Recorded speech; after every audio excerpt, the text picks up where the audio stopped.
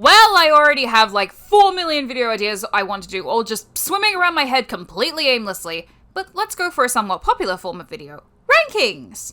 Specifically, ranking the Danganronpa trials from all 3 mainstream games. Now, keep in mind a few things. 1, there'll be spoilers and appropriate content warnings ahead for all trials.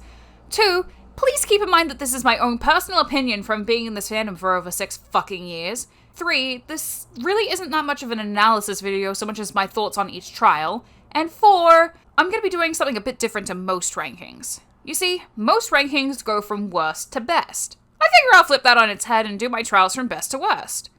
Why? I wanted to just see how it flows. Without further ado, let's begin with our first trial.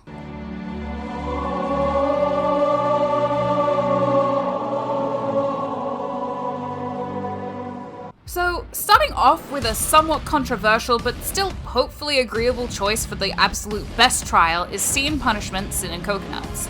Now, the big thing about the trial is it's the fucking breeding grounds for Kuzu-Peko shippers, as they both did what they did to desperately protect each other. It also shows us what happens when someone interferes with an execution, with Fuyuhiko actively trying to stop it from happening, which no other execution has done. Probably because this is the first time anyone cared enough about another player to try and do so, and everyone saw what happened if you did try to stop it, but even so. However, in addition to this, it hits so many sweet spots that it's virtually Danganronpa's best trial, at least it is for me. The mystery is challenging without being frustrating, Nagito manages to not be as annoying as he usually is, the murder plan actually feels like something high schoolers would come up with, and the emotional beats feel genuine and don't feel like they're just trying to be crammed into the player. I'm not sure if it's because Mahiru, Peko, and Fuyuhiko haven't been hogging the spotlight all game, or if it's because it's a moment where it lets characters with less traditional presences feel more human and nuanced, but I genuinely felt the emotions of this trial. Mahiru's death was an avoidable tragedy, and yet an understandable one. Peko has one of the most selfless motives in the entire game, to protect someone she loved from becoming the culprit, even if she kept talking about how she did it because it was a given duty. And that's something that people tend to ignore. Peko made her own choice to stop Fuyuhiko from becoming the culprit by doing the murder herself, so that no matter what, Fuyuhiko would survive. Also, Peko is a character that does in fact exist outside of Fuyuhiko, but maybe I'll cover that another day. Like I said, this is my ideal case. It balances so many edges, which is befitting for the case of the ultimate swordswoman. Also, fun fact, you have to blade lock with Peko and cross swords regardless of how well you do against her in the argument phase, which is really cool attention to detail. And we get to keep her at the end of it, because everyone survived! Except Chiaki, but who cares about them? Oh no! Shut up and take my money! Shut up and take my money! Shut up and take my... You may be wondering, wow, Aeris, you made a 30-minute video about the third trial of Danganronpa V3 and why it's completely underrated. That must be your favorite double murder trial, right? Nope, it's the original Danganronpa's Trial 3. Now, the chapter leading up to this, not exactly spectacular. But once the murders begin and Robo-Justice appears, hoo boy, does this chapter finally kick off what's been hiding under the most pointless argument in Danganronpa's entire history, and it's fantastic from here on in. And luckily, this video is ranking the trials, and the trial itself is one of the most interesting parts of the entire game, and its sequels want what the original has. The mystery feels like it sufficiently unravels. It feels like a crime created by someone who's actually intelligent but still a high school student full of her own hubris. We get the greatest breakdown in history, and we get a very different placement of the bullet time battle, with it taking place before the culprit is even suspicious. And speaking of the culprit, Celeste, shut up, that was the translation when I joined the fandom and you can rip it out of my cold dead hands, is the crown on top of this king of a trial. Her breakdown is one of the best in the entire series, and going back to what I talked about with balance, they actually make Celeste a despicable person and evil without making me physically uncomfortable wanting to throw up. And like most Chapter 3 culprits, while Celeste is a little obvious for me in retrospect and for where mystery media is in 2020, in 2014, learning she was the murderer blew my fucking mind. Maybe I had even less brain cells than I do back then now, I don't know. I do think that, although this is a bit hypocritical considering what I said at the start, having the chapter preceding it be so weak is what keeps it from snagging the #1 spot, as I find lesbians bonding over a kimono obi to be more interesting than two nothing characters fight over a laptop. Hifumi? I don't gotta explain that one, but Kiyotaka as he is isn't that interesting of a character, don't at me. My time has come. Subversion of expectations in modern storytelling is hard to pull off well. The audience will usually guess the good ones because they're done frequently, and you're not a masterful storyteller for pulling something unexpected out of your ass. Trial 1 of Danganronpa V3, however, subverts expectations in a way that's crushing, and yet fitting for the story, by killing off the protagonist. Now, there were some pretty subtle hints that Kaede wasn't gonna survive. When's a Danganronpa protagonist been talked up so thoroughly in the promotional material? It's usually the other characters getting all the attention. And then just the absolute fuck ton of parallels she had with Sayaka Mizuno. Neurodivergent, bisexual, musical talent, kind, upbeat, optimistic, and willing to make difficult decisions to protect what they hold dear. The trial itself is quite clever, but never feels too smug with itself or like the player is beneath it all, and never makes the player feel stupid for not getting it either. At least not me, who did not in fact get it at first. Despite being a kaede kinny. Yes, I am that bad at mystery solving. It does well with the setup it's given, and personally, earlier trials do tend to corral in my favor more because there's a larger selection of characters discussing the murders, so we get to hear a larger variety of opinions and voices. I like this trial, and a shot put ball as the murder weapon is both bonkers and interesting. But I will address the elephant in the room. Sidelining our first mainstream female protagonist to replace her with yet another male one. Yes, this is a very misogynistic move. I will not deny that.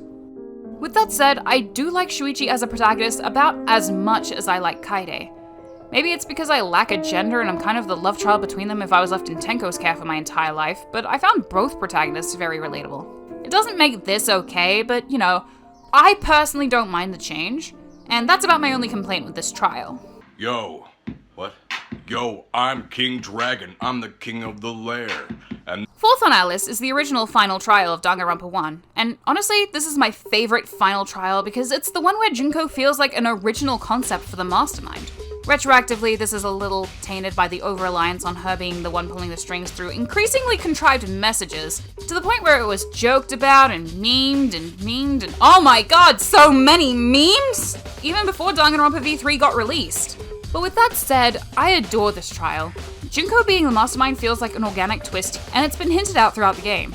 Junko's tried to pull one step ahead of everyone at every turn, but she left alive 6 people who, combined, could take her down. It questions whether her plan would initially unravel no matter what, or if this exact combination of characters caused her downfall. Whether her plan was doomed from the start, or if, had she preyed on different characters and fears, she could have avoided her downfall. The outside world being completely destroyed causes everything to easily click into place, and sets up the sequels to expand on exactly how it was destroyed, before Danganronpa 3 Setsubo-hen fucked it up. And it keeps characters consistent with how they acted throughout the game. Makoto doesn't magically realize something that encourages him to save everyone. Makoto does it because it's consistent with his character, even to the point of not wanting Junko to die, even though 9 people died because of her game, as well as countless other lives lost due to her actions. Danganronpa 1 also feels like it could have stood on its own if it flopped. Many video games do flop while hinting towards sequels that never come, but the hope that maybe Junko exaggerated the extent of the destruction. It's a nice hope to reflect back on, and I'm glad that this hope was paid homage in Trial 6 of V3. Speaking of... Yo, what? Yo, I'm King Dragon. I'm the king of the lair. So, this trial being this high up is controversial, and we're only going to get more controversial as the video progresses.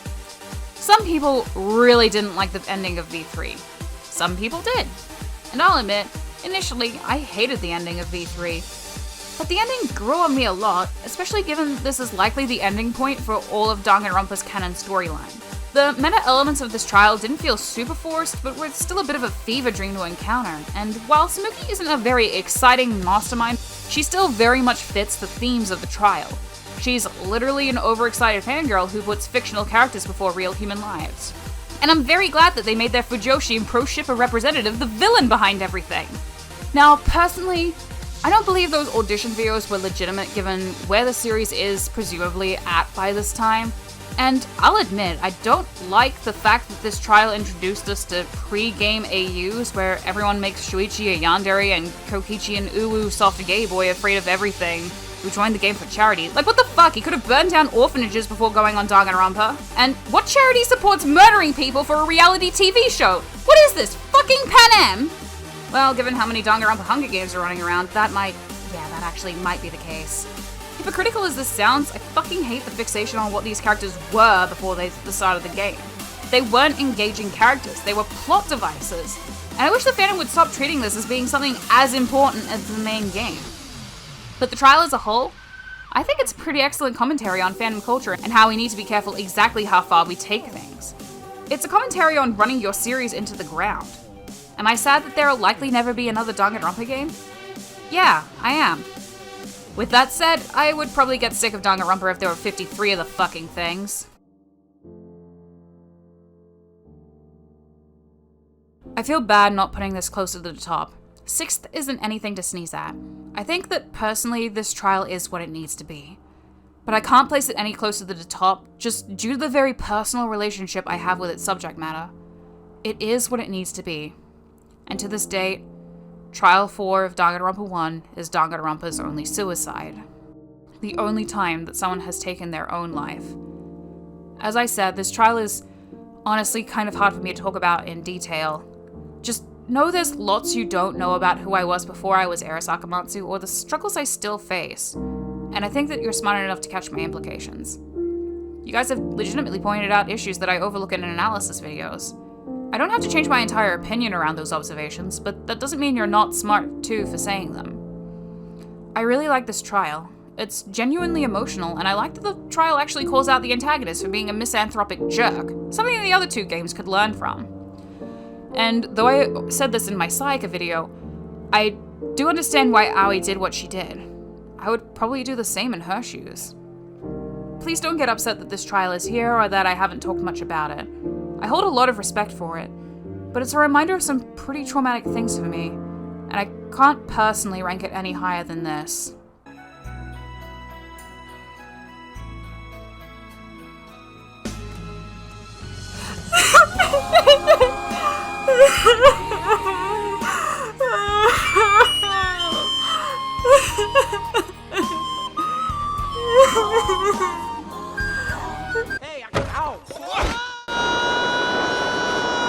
You guys are aware that these characters are all Japanese, from Japan, with Japanese as the national language, right? That they wouldn't instantly recognize English words and phrases, especially upside down and back to front? Anyway, while time hasn't been constructively kind to the very first trial of Danganronpa, at the time of its release, it was actually pretty huge to kill off characters like Sayaka at the beginning. A decade later, that's probably been turned on its head and it's more shocking for her to live. But still, what a way to kick off the series. The mystery itself isn't the most complex, but I like that. It feels like something a panicked high school student would actually come up with, rather than some of the later trials of the series, which would feel more something like criminal masterminds came up with them. Like, this feels like something Leon would probably do, and all of his pitfalls also feel natural as a result. And while I have extensively defended Sayaka beyond what any normal and sane person would, it's still pretty shocking to the player and Makoto that she would go so far as to try and kill. And the execution that kicks off the series? Holy hell. Leon's execution is probably the most iconic Danganronpa execution because it's at this moment you realize how much power the mastermind really has. Later executions are still impactful, but every fan is going to remember the time that Leon was practically gunned down by baseballs. Sayaka's execution would have been more emotionally impactful due to the relationship she had with Makoto. But for sheer horror, yeah, Leon takes that cake. I recommend watching Wince Media's video on Leon, as they go into details about Leon that I honestly neglected to mention, and it's honestly a really good video overall. Then higher, and higher, and higher, and higher, and higher! Not much to say here that I haven't gone into in my half-hour analysis video on the topic. If you want my more in-depth opinion on this trial, there you go. But to reiterate a few points for this video, I really like the logic versus emotion themes that the trial has, and the fact that you need both to reach the conclusion. Himiko's character development is top-notch, and I do actually like that Korikyo is more obvious in the fact that he's the murderer. But yeah, that reveal really sours the chapter for me, and the fact that Kyo's stans have accused me of being a victim blamer or an abuse apologist for finding his incestuous tendencies reprehensible and not buying their fanon-made excuse of him being abused by his sister, whom we never see or hear from, has honestly really soured the chapter for me. Let's face facts, you would not defend him this hard if he looked similar to Teru Teru or Hifumi, and we'll get to that. But yeah, just rewatch this video if you want to hear my thoughts. I don't like food. I like food. This is probably the trial I'm the most familiar with, given I've watched it through 5 times on YouTube and played through it 3 times. Honestly, I still really like this trial. Its mystery is actually pretty clever without being completely nonsensical. But its murderer... man... I think he's pretty overhated for what he actually is. I'm not asking you to debase yourself and declare Teru the one true god of Danganronpa. I mean, I'm defending Teru Hanamura! Obviously, I'm the one debasing ourselves! That said, I will point out that fans single him out pretty unfairly, and from what I can see, it's subconsciously due to his design. But I don't hate him for his design. I hate him because— I said subconsciously! Like, think about it. Tsumugi, Miyu, and Korikyo have dedicated fan bases despite committing actual sexual assault, sometimes more than once. But Teru gets called out for attempting it. I mean, that's all gross, obviously, but let's not pretend that conventional beauty standards aren't playing a role in him being the one called out. Miyu, Tsumugi, and Kyo are all tall, pale-skinned, skinny, and have conventionally attractive faces, while Teru has darker skin, is short, fat, and has a cartoony-looking face. There's no way that colorism and fat phobia aren't at play, especially in those who say, I wish they used his beta design. Anyway, in addition to this, Teru is in fact more than the pervy joke character just like these other 3, and this trial does prove it. He actually does have a very strong sense of justice. In the end, he was hoping that the person he killed was Nagito, who he knew was attempting to kill someone else. Fun fact, if Nagito's plan succeeded, he would have stabbed Hajime. And when it's pointed out to Teru that he'd still kill everyone if he got away with it, we learn about his home life and his loving mother. I haven't talked about this publicly, but my mother was actually a pretty terrible person. So it does warm my heart when I do see depictions of mothers who are kind to their kids, and I feel like this also illustrates Teru as someone who does care deeply about those he loves. I just wish we saw more of that Teru. Yes, we've got his free time events, but you also have to wade through sex joke after sex joke, and I can see why people are put off. But yeah, good trial. Grandma? Yeah, it's me, Granny. Get crushed. I actually got fake spoilers that Gonta would be a survivor of Danganronpa V3. I was angry that I got spoiled for something I wanted to experience firsthand, but I was relieved to know that he would survive the game. And then this pile of shit happened! Okay, this trial isn't really shit. The mystery is functional and really good, and I like that we had another murder attempt backfire on someone and result in their death. I just wish that the backfiring murder wasn't Miyu murdering Kokichi. But I'm angry that Kokichi is not only a failed murder attempt, but that he isn't even the one who kills Miyu. No killing code my ass! Asking your himbo mate to strangle someone to death with toilet paper is still you inciting the murder incident, and then Gonta pays the price for Kokichi's whims. But Kokichi didn't want to die! Yeah, you should have thought of that before he pissed off absolutely everybody in a killing game where people might want to spill his fucking blood!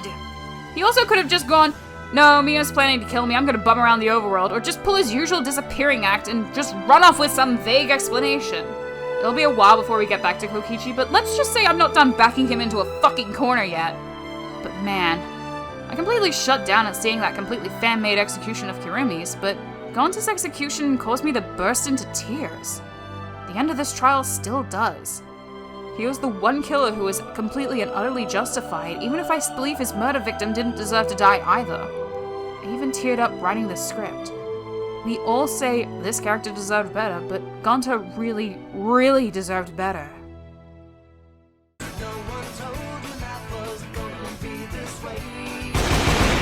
Honestly, the fact that the crime was arguably impossible didn't really concern me, but I'll acknowledge that due to the timing, the crime was realistically impossible. Though Mikan learned everything about the world was fake, she may have figured out how to speedrun and glitch inside the music venue. In all seriousness, I don't get all the hate the trial gets, but I'm not about to raise it up as the criminally underrated trial that Chapter 3 and V3 was. I liked Mikan's breakdown and hated her execution, and while I get that a character swearing to become better isn't exactly great plot armor, I'm still salty about Hyoko's wasted potential. And I'm still salty about Ibuki dying, even though I agree that this is the appropriate time for her to die. Most of my thoughts were already in the rewrite video, but I don't actually hate this trial as much as everyone else. It's still a solid C tier trial, sure, but I wouldn't shove it into F tier like most folks. Okay, hear me out. A Trial 5 of a Danganronpa game, making it out of the trials I actively hate, is a good thing, because there's only 3 trials I actively hate. Of the Trial 5s, the original game's Trial 5 is the only one I consider not actively cursed. But I also don't have that many thoughts on it. I really like the idea of there not being a murder and the whole case being designed to take someone down. And I'll admit, I've even used the mastermind uses a fake murder to get someone out of the way card in my own fandom. That said, I don't have too many thoughts on this trial. It was fine. Got across the point, but I'm salty forever that the fanbase gives Kyoko a free pass for throwing Makoto under the bus, but dropkicks Sayaka and accuses her of being a snake. And the only difference between the two is that one constantly felt remorse while she was doing it, and the other may have felt a little remorse, and more importantly, ended the game with a functioning liver. Unmistakable snore. Yeah, this trial serves its purpose, and while my feelings on the anime as a whole are very mixed, I like that the anime does confirm that everyone who died in this game got to survive in the end. Despite my adoration for angst, I like that angst to have a happy ending. And the trial is functional. But other than that, I don't have that many thoughts on it.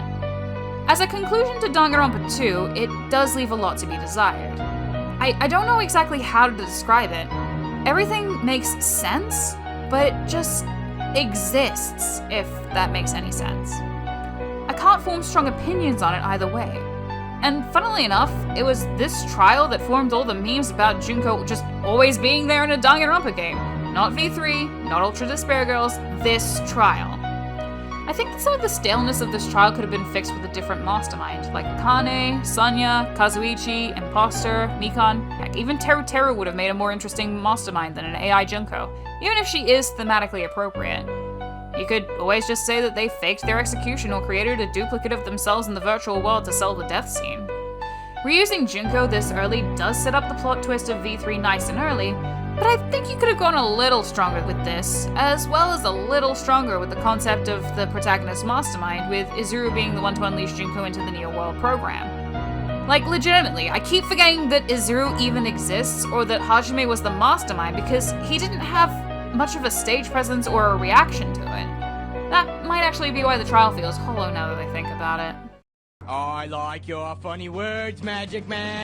While I did say earlier that Pekko's motive was one of the most selfless in the series, she really is outdone in this aspect by Gundam. Both never intended to get away with their crimes, but allowing everyone else the option to fight on another day by sacrificing yourself versus fighting to save a single person, yeah, Gundam does win out in that fight. Unfortunately, that's the only fight he does win with this trial.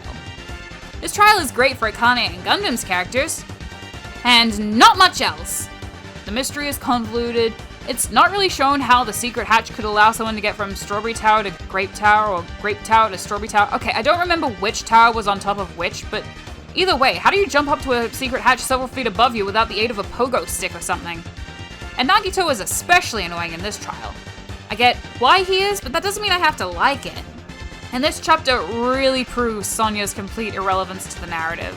It seems like this would be an excellent point to give us some character development, since Gundam is probably the closest person to her, and there's definitely some hints to some sparks between them. But when Gundam is pinned for the murder and executed, she reacts basically like she spilled some milk on her third favorite dress. If they'd done something cool with that, like revealed her to be an asshole the whole time at the end, that'd have been great. As it is, Sonya is wasted potential. Just one small problem.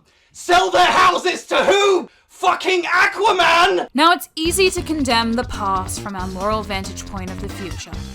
And so I condemn wholeheartedly. Danganronpa's second trial is completely rife with transmisogyny and ableism. But Aeris, Chihiro's not a trans lady. He's actually a Finish that sentence and I will finish your existence! Instead, repeat after me. Characters can use transmisogynistic tropes even when they're not outright stated to be transgender women. And so you're aware, transphobic comments are gonna get obliterated. Disagree with where this trial ended up all you want, that's fine by me, and we're entitled to our own opinions. But I'll fucking pummel you if you're disrespecting trans folks. But yeah, the fact that Mondo essentially murdered Chihiro for having the strength to come out to him has... Well, it was bad in 2010, and time only looks upon that more unkindly, as do I look upon anyone who says Mondo was sympathetic in that aspect. I get he's a commentary on toxic masculinity, but man, did they drop the ball with him, and there's been better commentary on toxic masculinity since him. And that's not my only problem with this trial. A character with dissociative identity disorder is outed against her will at the trial for purely two reasons. One, to make the asshole character seem even more like an asshole, and two, the shock factor of a character having a mental illness and for one of those alters to be a serial killer. These are rubbish elements to base and reveal around. This isn't even just my opinion either. I've talked to fans who actually do have dissociative identity disorder, and while I agree that Sho is handled far better in Danganronpa Another Episode, man is she bad in the original game. And outside these huge issues, what little is left isn't really that compelling, and Danganronpa has decided to not showcase super toxic masculinity again, instead electing to show more wholesome masculinity like Gontaro and Akamaru, which, given its outing here, is a completely understandable decision. And yet, none of my SJW rage at this trial can overpower the feral fury I feel at the last two trials on this list. Anyone who watched my Danganronpa 2 streams will know that I hated this trial. However, this trial is a fucking pain in the ass. The first couple of truth bullets are so fucking cryptic, it's a wonder people can get them with a walkthrough. And then all the answers from then on in are so easy I could do them in my sleep. Let me reiterate. The 5th trial of a Danganronpa game was so easy I could do it in my sleep after having not touched it for several years. Now, going on to the emotional beats, remember when I was still enthusiastically gushing about how Fuyuhiko and Peko's relationship and emotional beats felt natural and, more importantly, actually managed to make me feel things in the shriveled pale mass of pulsing flesh I call a heart? Chiaki's whole thing with Hajime feels way more forced. Like, it's what's expected of the characters because Chiaki's secretly been the traitor all this time and blah blah blah, you've known her 2 weeks, and all this was literally a result of a fucking fluke on Nagito's part. But, at the very least, I will say 2 positive things about the trial. One, a friend of mine pointed out to me the contrast on display with Chiaki and Nagito. Nagito willing to kill everyone and himself to find the traitor, and Chiaki willing to sacrifice herself to save everybody else. 2, it's the only moment in the actual game where Sonya remembers, "Oh yeah, my heart rate isn't at 0 and like 2/3 of the rest of us. I should probably do something." Those 2 things are more than I can say for our worst trial. I'll have your ear ends cut off! This is very controversial ground I'm treading on. Everybody loves this trial, right? It's a perfect trial. It has the ultimate mystery. It has the ultimate drama. It has the ultimate romance. It's the appropriate, explosive final send-off for 2 of Danganronpa's most beloved characters. Right? No. For me, the only redeeming part of this trial is that Kokichi is confirmed 100% completely dead by the end of it. I mean no exaggeration when I say this trial is the worst thing I've had to endure while engaging with the source material of Danganronpa. It's worse than the Despair arc. It's worse than that gross minigame in Ultra Despair Girls. It's the worst, most despair-inducing thing in the history of Danganronpa. The trial is a convoluted, absolute mess that tries to make Kokichi look like a master manipulator, but just makes him look insanely lucky, with no basis for that luck whatsoever. The trial deliberately tries to make me feel emotions for characters I don't care about, and completely shunts the ones I do to the peanut gallery.